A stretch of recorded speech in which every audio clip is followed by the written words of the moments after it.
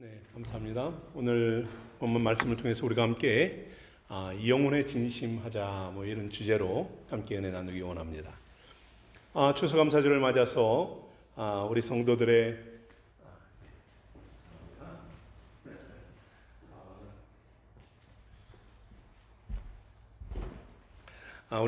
생업과 가정에 하나님의 풍성한 은혜가 넘치기를 소망합니다. 풍성한 열매가 여러분의 삶 가운데 가득하기를 원합니다.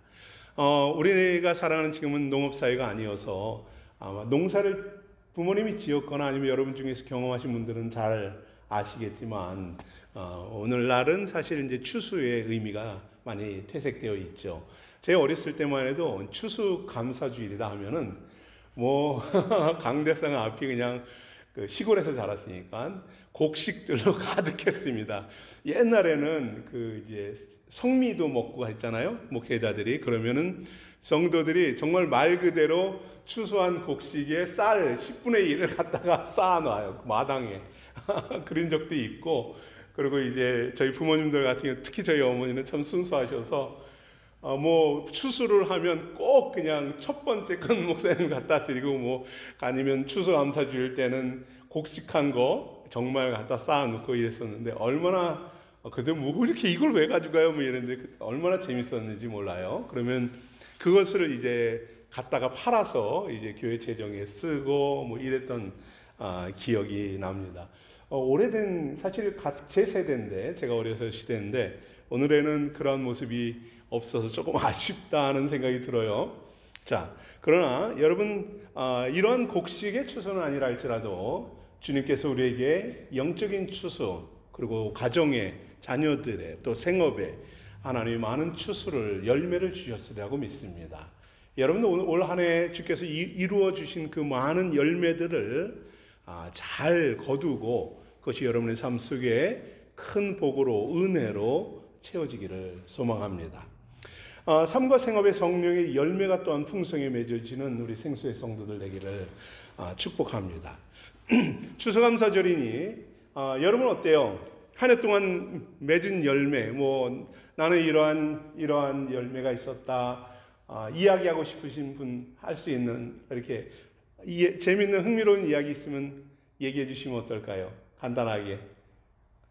있습니까? 얼마 전에는 우리 고수영 집사님은 가든에 심은 깻잎을 추수했다고 주원이와 함께 수확했다고 얘기를 들었는데 많이 거뒀나요?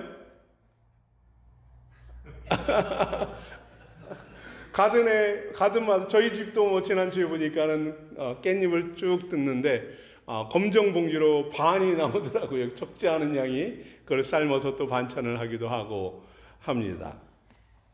여러분, 제가 맺은 열매 중에 하나를 여러분에게 가져왔습니다. 이게 뭘까요? 예? 그쵸? 도라지입니다. 참, 성교센터 그 뒤쪽에 조그만 땅이 있는데, 참 척박한 땅이에요. 그 땅에, 제가 우리 생수교회에 오기 전에 씨를 뿌려서 키웠으니까, 제가 우리 벌써 3년이 됐으니까, 이게 한 4년 된 도라지입니다. 그러니까 참 오래됐죠? 근데 보니까는 4년 정도 되니까 많이 썩어서 없어진 것도 많더라고요. 큰 것들보다는 작은 게 많은데, 여러분 가실 때에 작은 것들 중심으로, 이거 큰 거는 잘라보면 심이 박혀서 먹기도 어렵더라고요.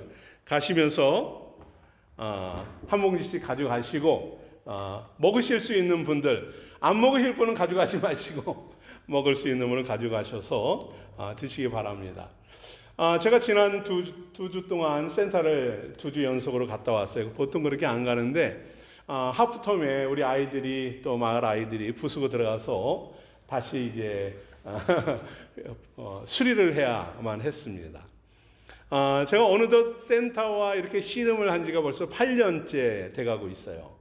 8년 전, 아니죠. 그 비전을 가진 거는 영국 와서 거의 초기서부터 비전을 가졌으니까 거의 20년 동안 마음에 품은 비전이고 기도했던 것입니다. 동일한 문제를 가지고, 동일한 비전을 가지고 거의 20여 년을 기도해 오고 있습니다. 그런데 참 오랜 시간 이렇게 기도하고 그것이 변함없다는 것은 참 쉽지 않은 일이에요. 여러분들도 오랫동안 기도하는 것들이 아마 있겠지만 20년 이상 난 동일한 기도하고 있습니다 하는 분 계시겠죠? 참 힘들어요. 그래서 잊어버릴 때도 있고 포기할 때도 있고 이제 이게 뜻이 아닌가 보다 하고 내려놓을 때도 있지 않겠습니까? 건물이 계속돼서 파손되는 것을 지켜보고 또 이제 아이들이 들어가서 사고 나고 하는 걸 보면서 참 안타까움도 갖고, 그리고 이걸 통해서 제대로 사역을 진행할 수 없다는 것이 저를 참 힘들게 합니다. 이렇게 센터에 대한 열매는 참 늦어지고 있어요. 대신에 이렇게 도라지를 열매를 거뒀으니 여러분 가져가서 드십시오.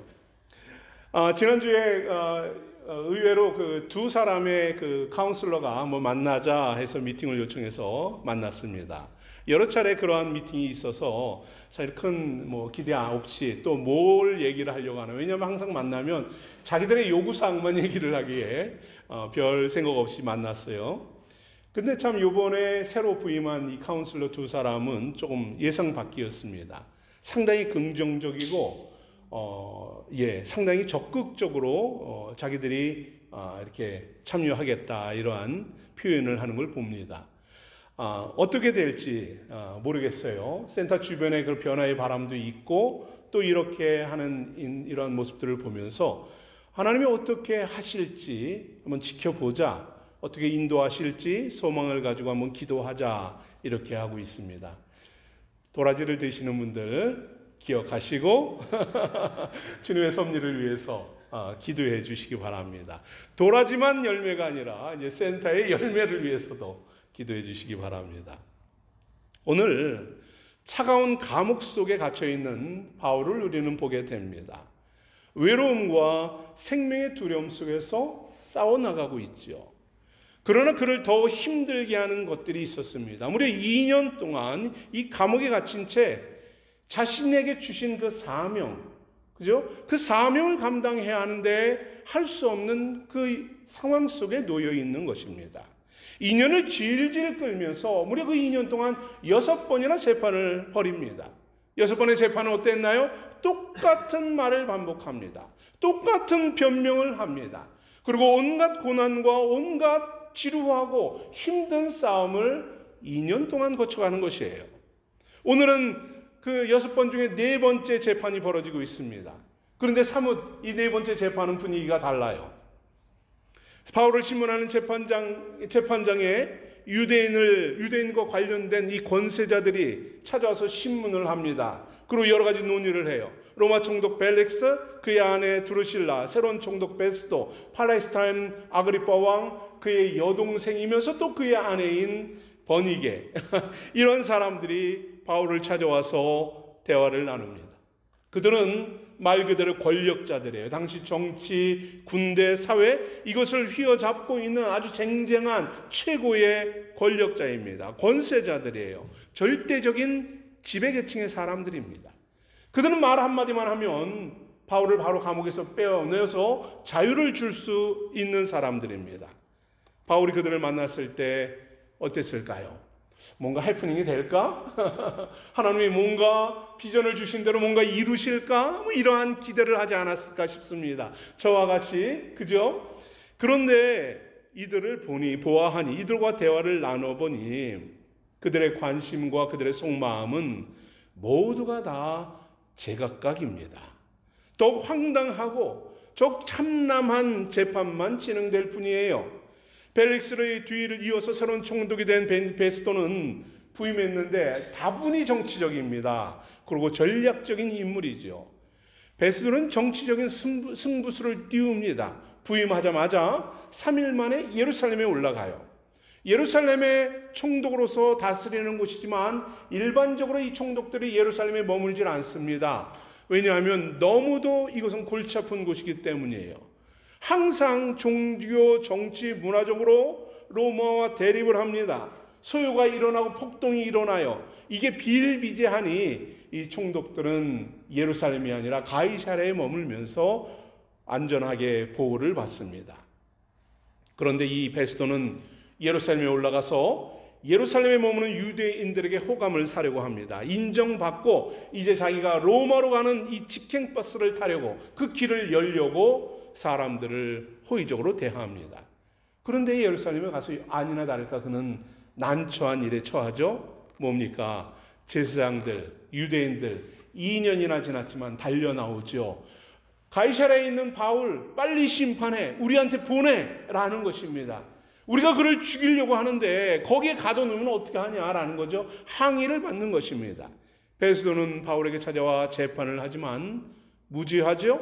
어떠한 죄도 발견할 수 없습니다. 하지만 이 베스도는 총독은 유대인들의 마음을 얻기 위해서 바울을 어떻게 넘겨줄까 고심합니다. 그러지 말고 예루살렘에 가서 다시 한번 재판하자. 아무 이유 없이 바울을 꼬드겨서 그를 죽이려고 합니다. 바울의 재판자로 나섰지만 진실에는 무관심한 자들이죠. 철저히 자신의 정치적 유익과 이권의 이에 따라서 움직이는 비겁한 자입니다. 머리 회전, 두뇌 회전은 아주 손살 같습니다. 손익 계산은 아주 빠릅니다. 무엇이 자기에게 유익한지, 좋아하는 것이 무엇인지, 필요한 것이 무엇인지는 기가 막히게 압니다. 그러나 그의 만남, 그의 진행 과정, 그와의 대화, 동문서답이고 철저히 불의한 방식이었던 것이죠. 불의하고 악한 마음으로 자신의 정치적 목적을 위해서 바울을 이용할 뿐입니다. 바울은 그와의 이러한 모든 재판 과정을 보면서 진실이 짓밟히고 단 한 걸음도 나아갈 수 없는 이 모습을 봅니다. 그리고 이들과는 하늘과 땅의 차이가 있음을 깨닫지요. 재판 속에서 자기를 죽이려는 이 음모만을 깨닫습니다. 아무런 성과를 거두지 못하고 역시 또다시 재판이 지연돼서 이게 3년이 될지 4년이 될지 알 수 없는 상황이에요. 바울을 살해하려는 이 유대인들의 환심을 사려고 진행되는 이 불의한 재판, 여기서 바울은 거짓된 고소와 불의한 자들과의 싸움에 홀로 서 있는 것입니다. 끊임없는 죽음의 위협 속에 홀로 서 버티고 있어요. 여기서 바울이 할 수 있는 것은 무엇이겠습니까? 오늘 11절에서 바울은 드디어 이렇게 외칩니다. 내가 가이사에게 상소하겠다. 너희들과 이러한 재판을 2년 동안 했지만 계속해서 말꼬리 잡고 계속해서 문제만 일으키고 계속해서 불의하고 자기를 어떻게 하면 죽일까 이것만 연구하는 이 불의한 자들, 너희와는 더 이상 대화할 수 없겠다. 나 가이사에게 갈래 라고 하는 것입니다. 결국 바울은 로마로 가야 하는 이 사명을 위해서, 그것을 감당하기 위해서 자유인으로 가지 못하고 내가 죄수의 신분으로라도 가겠노라 라는 것이에요. 여러분, 얼마나 바울이 마음이 안타까웠겠습니까? 예루살렘에 거쳐서 구제연금 전달하고 바로 로마에 가서 복음을 열정적으로 전하려고 했던 그 계획이 다 무산되고 이제는 죄수의 신분으로 갈 수밖에 없는 과정입니다. 대화하고 재판이 일어나고 무엇인가 해프닝이 되면은 잘 해결될 것 같습니다. 그런데 어떤가요? 한 발자국도 앞으로 나가지 못합니다. 미래는 불확실합니다. 앞에는 죽음만이 기다리고 있는 죽음의 현장입니다. 이런 삶의 현장에서 바울은 무엇을 깨달았습니까? 왜 그는 가이사에게로 라고 이야기를 할까요? 바로 이 모든 과정을 바울은 바로 영적 훈련으로 여겼기 때문입니다. 온갖 적대적이고 부정한 자들, 악한 계략들, 그를 죽이려고 하는 이러한 악한 자들이 가득한 그곳에서 바울은 오로지 하나님의 섭리만을 찾았던 것이지요. 하나님께서 자신을 영적으로 훈련시키고 계시다라는 사실을 묵상한 것입니다. 생명의 위협을 받는 현장에서 자신을 인도하시고 위로하시며 훈육하시는 그 하나님의 섭리를 찾는 것입니다. 2년 동안 감옥 생활을 합니다. 자신을 위대한 하나님의 종으로 그 속에서 만들어 가시는 하나님의 역사를 확신하는 것이지요. 바울은 이 감옥뿐만이 아니었습니다. 지금까지 바울은 고린도후서에서 자기가 당했던 많은 고난의 과정들을 이야기하죠.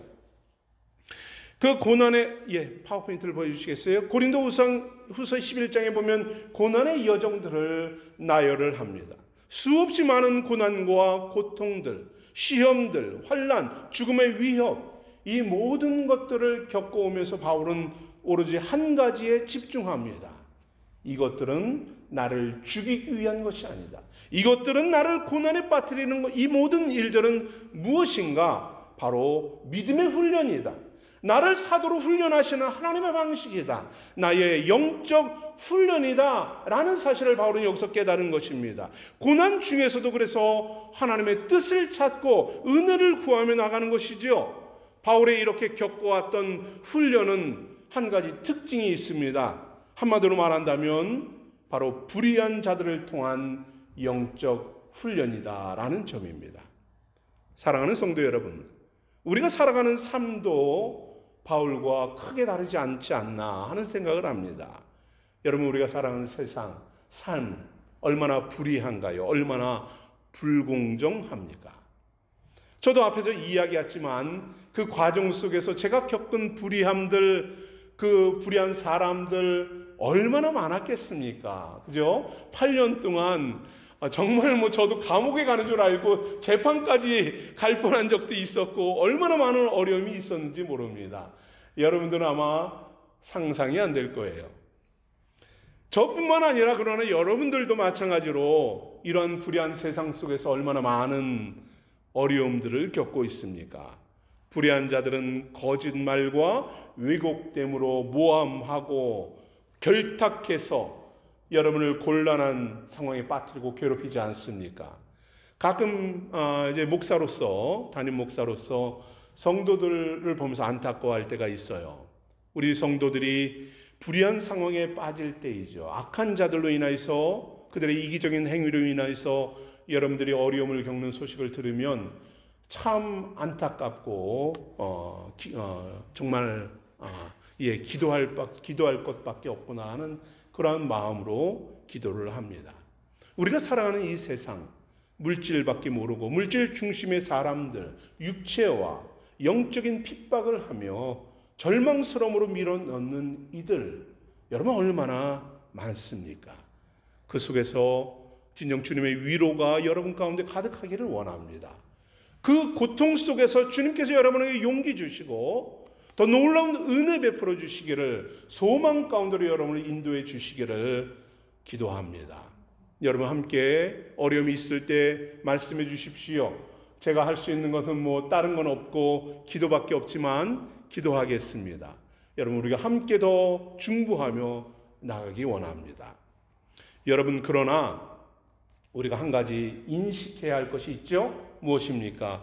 바울처럼 갇히고 고통당하고 불의한 자들로 인하여서 모함을 당하고 위협당할 때, 이 속에 죽음의 현장에 내던짐을 당할 때 우리는 그 속에서 무엇을 바라봐야 합니까? 열매는 없고 삶의 고통과 절망적인 요소만에 우리를 휘어잡을 때에, 무릎 꿇칠 때에, 눈물을 흘리게 할 때에 우리는 그 속에서 주님은 우리에게 무엇을 말씀하시나요? 바로 여러분, 악한 세상과 불의한 자들을 통해서 우리에게 주님은 영적 훈련을 시키신다라는 사실입니다. 우리는 그 속에서 절망할 수밖에 없지만 하나님은 나를 영적으로 깨어있게 하시고 훈련시키고 온전히 주님을 바라보게 하신다라는 사실입니다. 신앙의 성장과 성숙을 위해서 믿음의 훈련을 시키시는 것입니다. 지금 여러분을 영적 훈련의 현장 속에 놓이게 하시는 것입니다. 여러분, 오늘도 지난 한 주도 그러한 삶을 살았습니까? 그렇다면 오늘 우리는 바울의 신앙을 배우기를 원합니다. 바울은 그 영적 훈련의 현장에서 어떻게 믿음을 지키며 사도로서 사명을 감당했을까요? 첫째로는 그는 인내하며 나아갔다라는 사실입니다. 가이사랴 감옥에서 2년 동안 감금되어 있을 때에 아무것도 할 수 없었죠. 억울한 미결수로 무의미한 시간을 보냅니다. 악하고 불의한 자들의 조롱과 학대, 박해, 고통을 당할 뿐입니다. 차갑고 고통스러운 감옥에 풀려날 가능성조차 보이지 않아요. 희망조차 보이지 않고 갇혀 있을 뿐입니다. 무한정 기다리고 시간을 흘려보낼 때에 사실 얼마나 번민이 일어나고 낙심과 회의감에 사로잡힐까요? 그렇지 않습니까? 그러나 바울은 이 상황에서도 원망하지 않습니다. 한결같이 그는 훈련 중이지. 내일도 훈련하면 되지. 그 다음에도 이번 재판도 내가 견디면 되지. 한결같이 하나님의 섭리를 바라보며 자신에게 주신 그 사명의 그 분명한 뜻을 신뢰하며 나아갑니다. 자기 안에 품은 비전과 목표를 한순간도 놓지 않습니다. 그 사명에 붙잡히고 인내하는 것이지요. 바울의 가장 큰 열망은 무엇입니까? 주의 말씀을 들고 복음을 로마에 전하는 것입니다. 어느 때인가 주님께서 그 복음으로 이끄시겠지, 그 열정으로 이끄시겠지, 그것을 바라보는 것입니다. 하나님께서 일하시는 그날, 하나님이 일하시는 그 방법, 그것을 믿음으로 인내하는 것이지요. 여러분, 하나님의 시간을 기다리는 사람, 하나님의 일하심을 사모하는 사람, 하나님께서 여러분의 삶 가운데 역사하시기를 기대하는 성도, 무엇을 해야 합니까? 인내하는 것입니다. 사실 그 속에서 우리가 할 수 있는 것은 없어요. 그래서 또 인내할 수밖에 없습니다. 저도 8년 동안 별의별 방법을 다 동원해 왔습니다. 심지어 영국 정부, 웨일즈 정부 다 해봤습니다. 그래서 많은 문제들이 해결되었지만 그래도 저로서는 할 수 없는 것 부딪히죠. 거기서 할 수 있는 것은 무엇입니까? 인내하는 것입니다. 하나님께서 일하시는 믿음으로 일하신다는 이 믿음을 가지고 인내하는 겁니다. 하나님의 시간을 기다리며 인내의 성도로 견뎌나가는 것입니다. 왜요? 이것이 영적 훈련이기 때문입니다. 바울은 인내하며 주님께서 주신 이 말씀을 굳게 붙잡습니다. 뭐라고 말씀하셨나요? 함께 읽어보죠. 다 같이 읽습니다. 시작.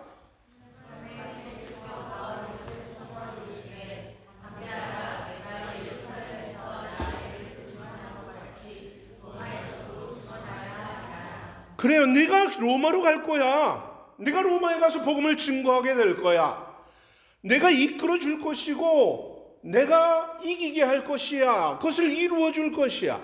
너는 그냥 담대히 믿기만 해 라는 겁니다. 담대히 인내하기만 해. 견디기만 해. 그 자리에 서 있기만 해 라는 것이지요. 주님의 확실한 이 약속을 신뢰하는 것입니다. 결탄코 그 한순간도 놓치지 않는 것입니다. 성도의 믿음은 언약의 말씀을 담대히 붙잡고 인내하는 것입니다.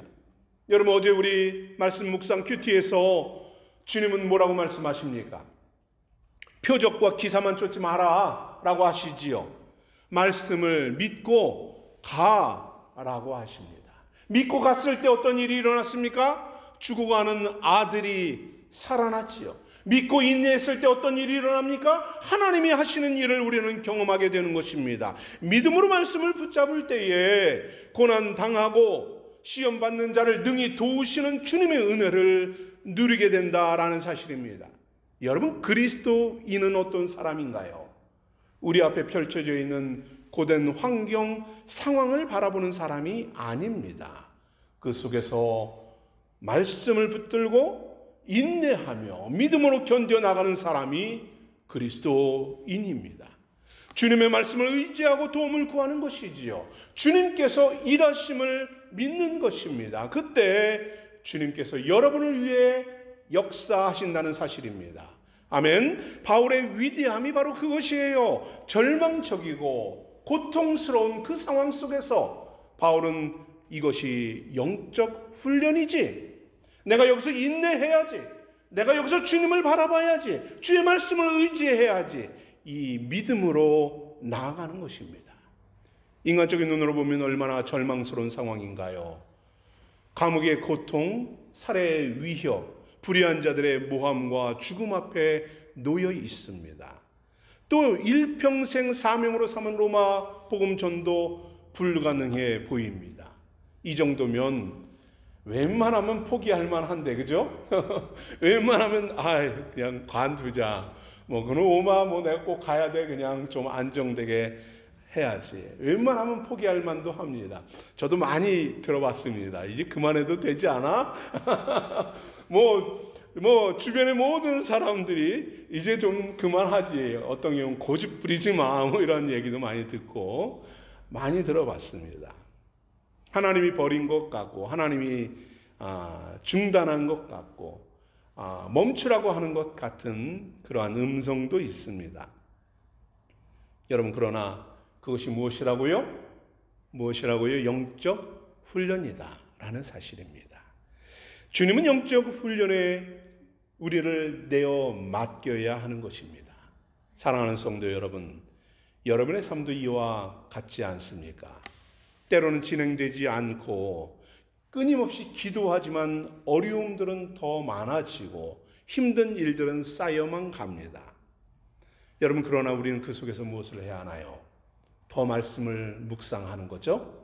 더 주의 말씀을 굳게 부여잡는 것이죠. 신뢰하는 것입니다. 불의한 자들, 악한 자들의 시험 중에도 믿음으로 인내하는 것입니다. 훈련받으며 인내의 삶을 살아간 이 바울은 이렇게 고백을 합니다. 우리가 알거니와 하나님을 사랑하는 자고 그 뜻대로 부르심을 입은 자들에게는 모든 것이 합력하여 선을 이룬다. 그냥 합력하여 선을 이루는 게 아닙니다. 그 뜻대로 순종하는 자들, 부름받아 그 앞에 인내하는 자들, 믿음을 지키는 자들, 그 속에 하나님이 역사하신다는 사실이에요. 주님께서 사랑하는 여러분, 주님을 붙잡고 인내하고 믿음으로 견디는 여러분을 위해 은혜 주시고 평안 주시고 승리로 이끄신다는 사실입니다. 악한 사단은 불의한 자의 공격과 유혹을 통해서 끊임없이 우리를 공격하지만 우리는 그 속에서 오히려 그것이 영적 훈련임을 믿는 것입니다. 말씀을 붙잡는 것입니다. 인내하는 것이에요. 그때 주님께서 책임지십니다. 주님께서 일하십니다. 바울과 같이 고백하게 되죠. 하나님이 하셨습니다. 하나님이 나를 로마로 보내셨습니다. 하나님이 사명 주셨습니다. 영광 받으소서. 이렇게 믿음의 선포가 나오지 않겠습니까? 가장 선하신 주님께서 이런 성도를 위해 가장 선한 길로 인도하신다는 이 사실을 굳게 믿고 나아가는 우리 생수의 성도들 되기를 축복합니다. 아멘. 두 번째, 바울은 이 영적 훈련에서 어떻게 참여합니까? 중요합니다. 진심으로 참여해야 된다라는 사실입니다.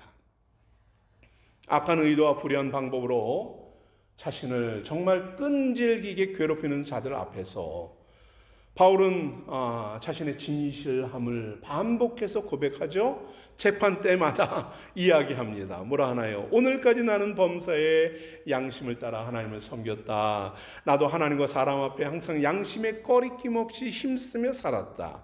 유대인이나 율법이나 성전이나 가이사이나 내가 도무지 죄를 범치 않는다. 바울은 나는 정말로 하나님, 사람, 성전, 우리의 모든 것 위에 나는 진실했어 라는 거죠. 거짓 하나 없어. 정말로 로마법, 유대법 모든 것 앞에 부끄럽지 않았어 라고 고백합니다. 심지어 하나님 앞에서도 신앙의 양심에 꺼리낌 없도록 살았다라고 고백하고 있습니다. 만약에 내가 불의한 것이 있었다면, 내가 무슨 죄를 지었다면 나를 죽여도 돼. 나 기꺼이 죽어줄게 라고 하는 거죠. 자신의 불의한 일을 위해서 생명까지 내걸며 그의 진실함을 고백합니다.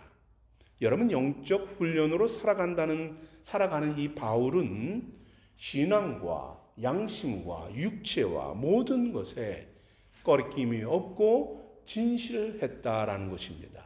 그의 행동과 말에 거짓이 없습니다. 그의 자신의 작은 이득을 위해서 포장하거나 불의하지 않았습니다. 오로지 정직함과 진실함으로 살아내는 것입니다. 사실 사람들은 어떤가요? 일반적으로 타인 앞에서 나의 모습이 어떻게 비춰지나 여기에 많은 관심을 기울입니다.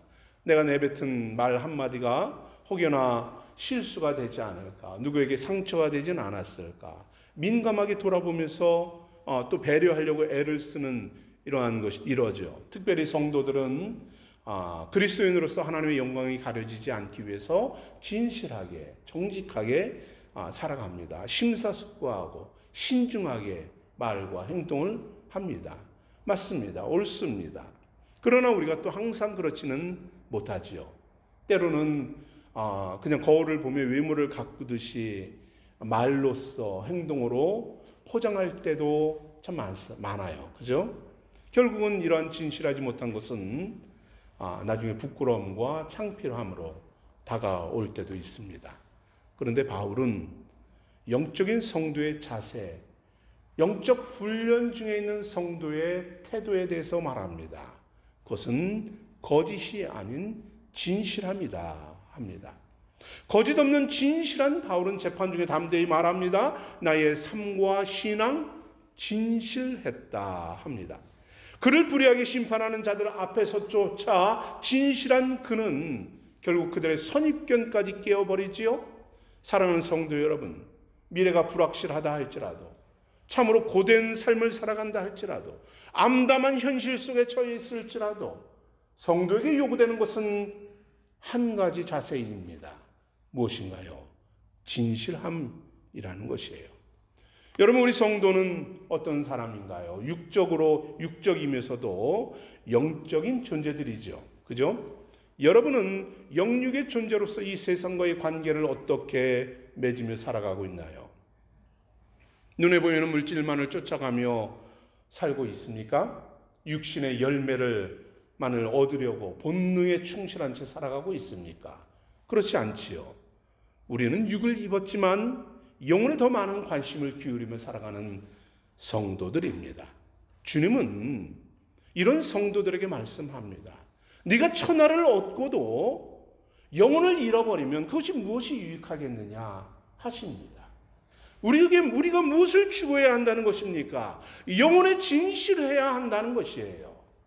나의 영혼에 먼저 진실해야지요. 거짓이 있어서는 안 됩니다. 하나님은 다 알고 계시지요. 내가 얼마나 영적 훈련에 진심으로 참여하는가, 그 영적 훈련에 얼마나 올인하는가, 그것을 단순히 도피하고 피하고 숨어버리는 자가 아니라 나를 성장시키고 온전히 세우고자 하는 그 하나님의 목적대로 내 영적 훈련에 얼마나 진심을 다하고 있는가, 그것을 보신다는 것이에요.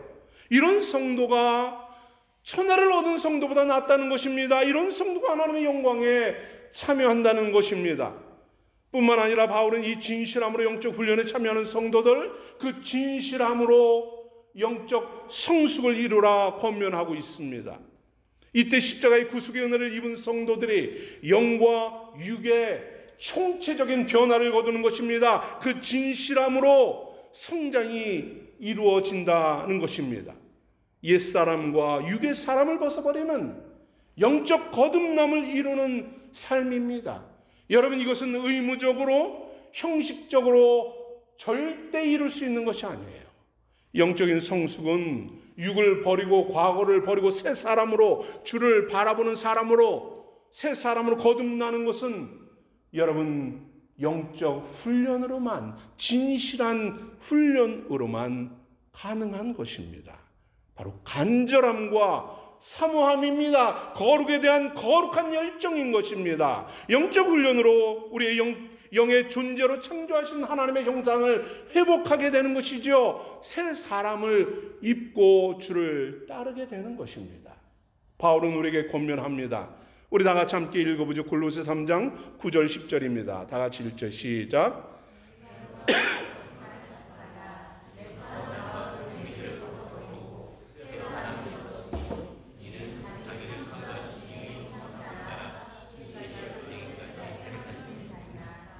여러분, 왜 영적 훈련이 필요합니까?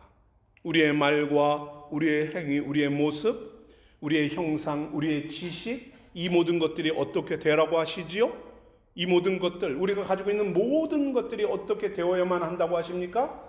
새로워져야 되지 않겠냐 하십니다. 그죠? 새로워져야만 하기 때문에 영적 훈련이 필요한 것입니다. 회복되어야만 하는 것입니다. 창조하신 본질로 나아가야 하기 때문인 것이에요. 바울은 에베소 교인들에게도 권면합니다. 너희가 전에는 어둠이더니 이제는 주 안에서 빛이라. 빛의 자녀들처럼 행하라. 빛의 열매는 모든 착함과 의로움과 진실함에 있느니라 합니다. 주님은 성도들이 영적 훈련을 통해서 주 안에서 빛의 자녀처럼 진실함으로 사는 자가 된다 하십니다. 이렇게 살아가야만 한다 하십니다. 그렇기 때문에 모든 성도는 영적 훈련에 게을리할 수 없는 것입니다. 모든 성도는 그렇기 때문에 영적 훈련이 필요한 것이지요. 나는 필요 없습니다 말할 수 없는 것입니다.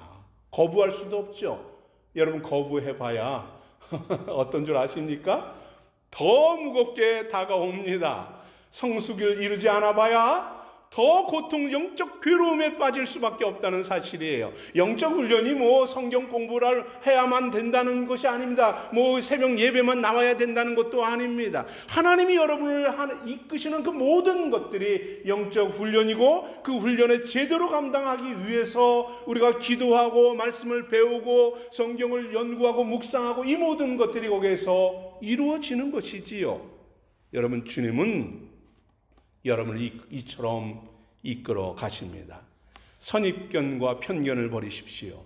영적 성장을 위해서 사모함과 진실함으로 적극적으로 참여하십시오. 주께서 뭔가 이끄시는 것 경험되어지면 알겠습니다 주님 하고 달려 들어가는 거죠. 오히려 더 적극적으로 그것과 싸우는 것입니다. 내 안에 아직 버려지지 못한 것이 있다면 주님 무엇인가요? 까발려 보는 것입니다. 끄집어내 쓰레기처럼 버리는 것이지요.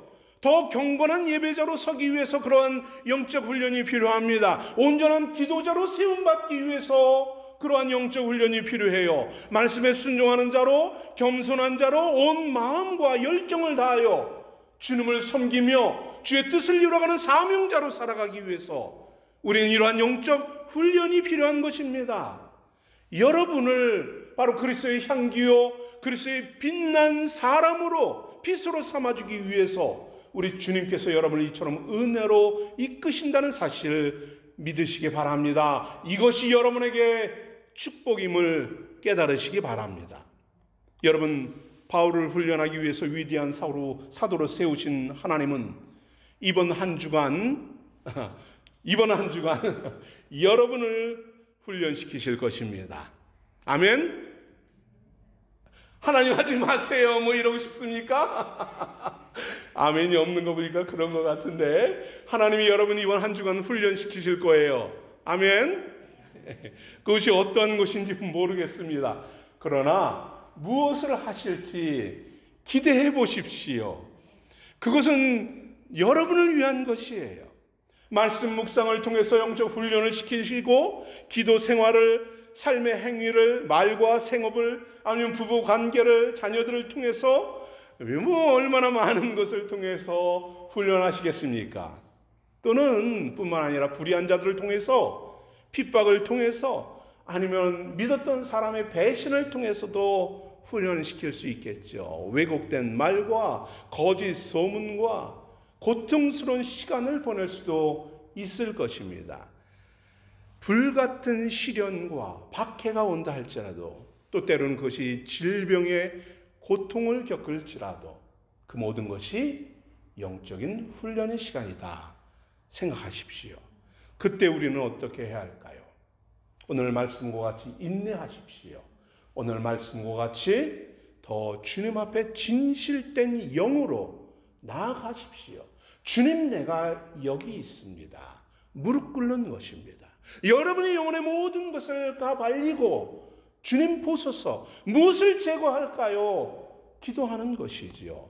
바울은 빌립보서 2장에서 이렇게 우리에게 권면합니다. 우리 다 같이 한번 읽어보죠. 항상 복종하여 두렵고 떨림으로 너희 구원을 이루라. 너희 안에서 행하시는 일은 하나님의 신이 자기의 기쁘신 뜻을 위하여 너희에게 소원을 두고 행하게 하시나니. 여러분, 너무 그 훈련을 두려워하지 마십시오. 걱정하지 마십시오. 주님이 그 훈련 속에 여러분을 밀어넣는 것은 주님의 기쁨입니다. 감동 있는 놀라운 뜻이라는 사실이에요. 고통 겪고 힘들어하고 버벅버벅하고 주저앉아 있을 때도 슬퍼하시지만 주님께서 여러분을 성장시켜서 놀라운 믿음의 사람으로 세우고자 하는 위대한 주님의 뜻이 거기에 담겨 있다는 사실입니다. 여러분을 거룩하게 하고 정결한 자로 삼으시고 온전한 구원 얻은 자로 삼으시고 말씀의 능력 있는 자로 삼으시는 하나님의 위대한 뜻이 거기에 담겨 있다는 사실을 기억하십시오. 그리고 인도하시고 놀랍게 성숙시켜 주실 것입니다. 영혼의 진심인 여러분을 위해서 거룩한 소원과 비전을 주시고 성취해 주시는 주님, 이 주님의 말씀 앞에서 이 한 주간 영적 싸움에 승리하는 우리 생수의 성도들 되기를 축복합니다. 아멘. 기도하겠습니다.